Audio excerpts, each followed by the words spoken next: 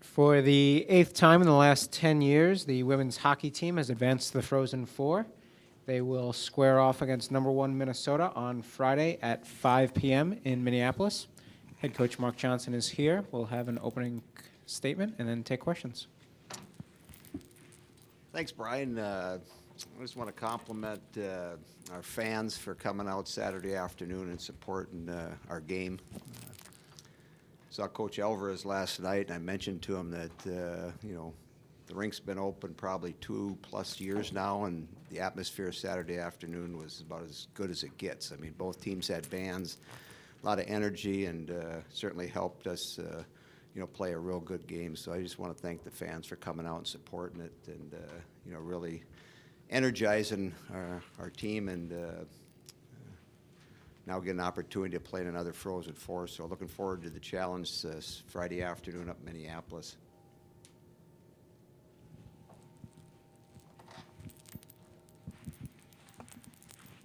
Mark, what did you learn in the 4 games? I think it was 4 games that you played in Minnesota this season that may help you this time around? Well, 2 of the last 3 have gone into overtime. And so you take things away. You can show film. We certainly are playing at a different level right now than we played. We played them right after Christmas was the last time we've seen them. So they haven't seen us, and we haven't seen them for over 2 months now. And so, I like the way we've played the last 3 weekends. We got ourselves into playoff situations. And the last 3 opponents we've played have been elimination type games for them. And so as you beat St. Cloud, their season's over. As we go up in North Dakota and beat North Dakota, their season's over. Then the following day we play Bemidji in the championship game, and their season gets eliminated. So those games are challenging, similar to what we saw here Saturday afternoon with BU. Playoff type games where the winning team gets to move on and the losing team, their season ends, and you get tested in those situations. So I think what's happened in the last 3 or 4 weekends has helped us prepare for the challenges that we're going to have Friday afternoon. Tammy? What are your feelings on this rivalry against Minnesota? I mean, I was looking back, and at the same time last year, you were preparing for the Frozen Four against Minnesota. So the rivalry is pretty intense. Can you just describe it? It's healthy. I mean, it's they've got quality kids. They've got some world-class athletes. We've had that in the past, and the end results, whether they're winning or we're winning, it's great for women's hockey. Whether we're playing up there, whether we're playing them here in Madison, in a Frozen Four setting, in a playoff game. Generally, the stands are full and the people get entertained with some great hockey. Some people have never seen a women's game before, and they get a chance to watch us play, and it's fun to watch. It's fun to be part of. Obviously, the magnitude of Friday's games makes it more enjoyable, whether you're a player, whether you're a coach, or whether you're a fan, because everything's on the line. The losing team Friday afternoon, their season's over. The other team gets to move on to a championship game. We were in it a year ago. Came up a little bit short, had a chance to win that game, and we didn't get it done. And so my seniors and the other kids that were part of that game last year, hopefully that gives them a little bit of edge to push us forward and give us enough of an extra push in Friday's game to win it. And that's what we're trying to do is continue to what we've done the last 3 weekends. The team's in a good spot. Our energy level's high, and so there's going to be a lot of excitement as we start the game. What makes Hannah Brandt special? And she kind of did a little bit of damage against you guys in your most recent series. How do you plan on trying to contain her?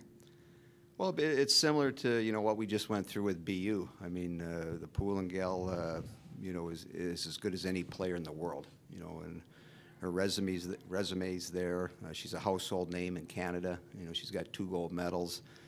Comes up big in big games, and we were able to shut her down Saturday afternoon. That was part of the reason we won the hockey game. And the same thing. I mean, our players are familiar with Hannah.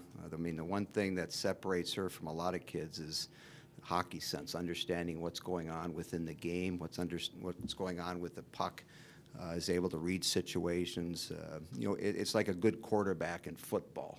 That ability under pressure, under stressful situations, she reads, and then she's very competitive. So you throw those two things together, and that's why she's up for the Patty Kazmaier again, just because of her body of work over the course of the season. Over here on the left. Coach, what do you think is the biggest difference in your team from the last time you played Minnesota in January? Well, I think one of the games up there, Maddie Rolfus didn't play, and so we're healthier than we were. But again, some of the experiences that you go through the second half of the season, you go through the early part of the playoffs, you get yourself into a quarterfinal game, and if you're successful in all those areas, you're playing at a higher level. You're playing for more things at stake, and certainly, we're a much better team today than we were in coming off Christmas break. So, as I said earlier, I like the way we've played. I like the energy. I like the way we've met our challenges, and the team's in a good spot. Now it's just a matter of getting to Friday at 5:05 when we drop the puck and play. Andy. Mark, the cold, hard reality of a 17-game winless streak against Minnesota, is that a burden or is it an incentive? And to what degree is each category? It's probably both, depending on how you look at it. I mean, that's what history tells us. The numbers are what they are, but that's not going to be the end of all as far as our preparation. You learn from the past, you learn from history, and the big thing is you try to change it. And our opportunity is Friday afternoon to change what's happened over the last couple of years. We're not the only team they've beaten quite a bit. I mean, one year they went undefeated and won the NCAA championship. So it's an opportunity to look at the puzzle, figure out what's happened over the course of this year, and try to redo that puzzle. And so it becomes perfectly clear Friday at 7 o'clock that we figured it out. Given what happened in the third period last week, any concern that Brittney was going to lose some humanitarian points? And did it flash through your head that you might not have her for this week? No, I mean, it was confirmed as I looked at the stat sheet at the end of the game. I mean, when it goes down as a game misconduct, that's what it becomes. I mean, if it becomes a disqualification penalty, then you got some serious problems. But the thing about hockey is when another player is coming at you, your natural human reaction is to put your hands up.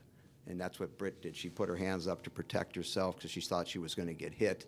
It just happened that her stick and her arms came up at the same time and hit the player right under the chin. So it's head contact. It's a 5-minute major and it's a game misconduct. And you just have to deal with it. But I wasn't concerned once I saw the final stat sheet. Andy. Mark, Annie Pankowski's a freshman, and you haven't had a freshman lead your team in scoring in an awful long time. She doesn't seem to play like a freshman. No, I thought, Saturday, one of the concerns when you start looking at things is, how are your young players going to handle the environment? And so you look at your freshmen, and, Annie was probably our best forward in Saturday's game. She had energy, obviously scoring the goal the first 3 minutes of the game. Helped that, from a confidence standpoint. But, she could have had probably 2, 3, maybe even 4 more goals in that game. So, credits to her for, preparing herself and coming out with that energy and, playing like a veteran. I thought Bailey played like a veteran. I thought Emily Clark played like a veteran. I mean, our young players in that type of atmosphere, sometimes you get concerned that they're going to get so excited that they don't play very well, but I think all our young players did a great job. Especially with all the history and outside connotations that this rivalry carries, how hard is it to get your players to keep emotions off the ice? Well, I think again, Saturday's game was a learning opportunity because I think the excitement in the locker room as they were going out to start the game was at a real high level. After you take your first couple of shifts, sometimes you get exhausted because you've worked yourself up. And, uncharacteristic, our building was warm. We had over 2,000 fans. The weather outside was warm, and so the building became warm. So I know our players at different times in the game, especially early on, were a little bit tired. So again, as a coaching, as a teacher, it's a learning opportunity to, teach your players, the understanding of you want to get excited, you want to be ready to go, but at the same time, you have to control your emotions. And so I think having had the success Saturday, learning, how you prepared yourself for that game, I think we'll do a real good job as we prepare for, Friday's game. Your seniors probably are pretty psyched for this game on Friday. What kind of an impact have they had on this program? Well, it was really exciting to watch them, win the playoff championship up in Grand Forks, and the smiles that they had on their face as they left the rink that night. It was special for them. They worked hard for 4 years, and they finally got a chance to hoist a trophy. Obviously, Britt, being a fifth-year redshirt, was part of a national championship team, and so you look at them collectively as a group. I think our captain, Blair, is a great example, followed by Carly.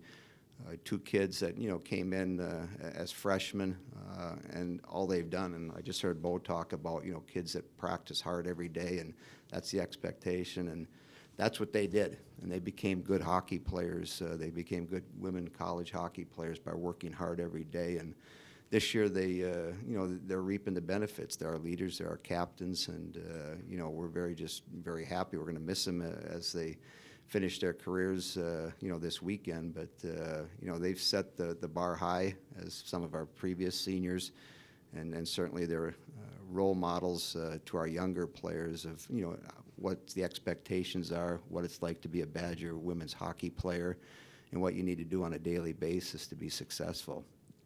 Do they kind of have a bit of an unfinished business competitive edge, considering how your season ended last year? Well, I think those are learning opportunities. It's tough to lose your last game and your season to end. The goal is to win your last game. And so, as we left, the tournament last year, you plant that in the back of your mind, and you get yourself ready for summer to work on conditioning and strength and prepare yourself. So it's been a long journey from getting on the plane last year and coming home, having been defeated, to getting another opportunity. A lot of hard work's gone into it. We started in early September.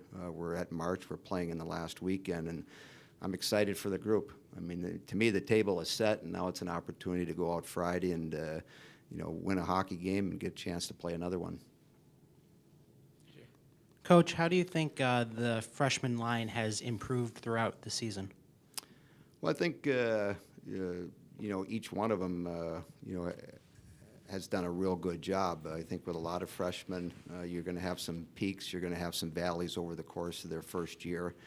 If you look at the kids that we brought in, I mean, at each started off pretty well, and then they had these little lulls. And I think the last month, in the last 3 weekends, we put them back together. They understand. They've been around the block once. They've been in all the other buildings. They've been under pressure situations. They've had good games. They've had, games where they've struggled. They've been moved around a little bit on different line combinations, and I think they've absorbed it pretty well. And, last couple of weekends, as I say, as we put them back together, they've been a very good line. And I think they'll have a chance to play a very strong game, Friday. Anything else for Coach? All right. Thanks, Mark.